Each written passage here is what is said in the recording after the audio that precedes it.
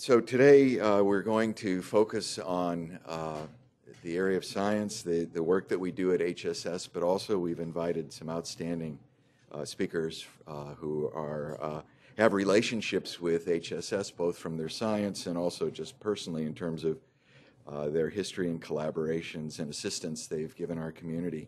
Aussie Integration is the direct structural and functional connection between living bone and the surface of a load-bearing artificial implant. We generally think of this as being metal, and all the work I'm going to present is metal, but I think as we work into more tissue-engineered constructs, we have to think about how we integrate some of these constructs to bone, and ultimately that's going to be necessary for cartilage implants as well. So I think a lot of what we're going to learn in terms of enhancing the osseointegration with metal implants has implications in terms of integrating implants that may not have metal in them, but polymers and other tissue-engineered compounds.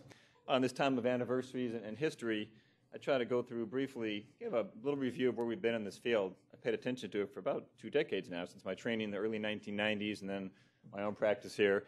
And usually I have to talk a little bit about kind of where are we currently in this relatively rapidly evolving area.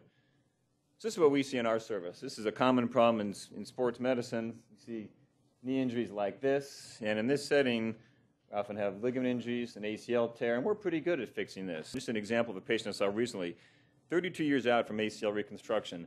With a good functioning, good-looking ACL graft, we can replace the ACL pretty well and stabilize the knee. The problem is we can't prevent this. And as you heard from the first speaker this morning, osteoarthritis we know occurs following these joint injuries. And so that's our charge.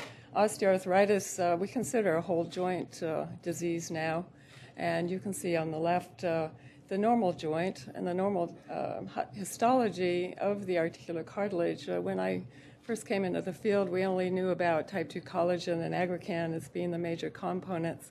And now we know that very simple looking matrix and the cellular composition is very, very much more complex, such that by the time we get to the histology on the right of the articular cartilage, there have been a lot of events that we cannot understand by simply looking at human tissues. I was thinking about the transplantation approaches and maybe sort of Scott's thoughts on, does this suggest a new way of maybe trying to heal these types of defects? I think it shows we need the appropriate cell type. I mean, it's a cell-directed process. Those superficial zone chondrocytes, we need those cells. We need to know how do we stimulate cells to become those cells? Yeah, because certainly our marrow stimulating procedures come from the bottom up, but those are clearly not normal chondrocytes.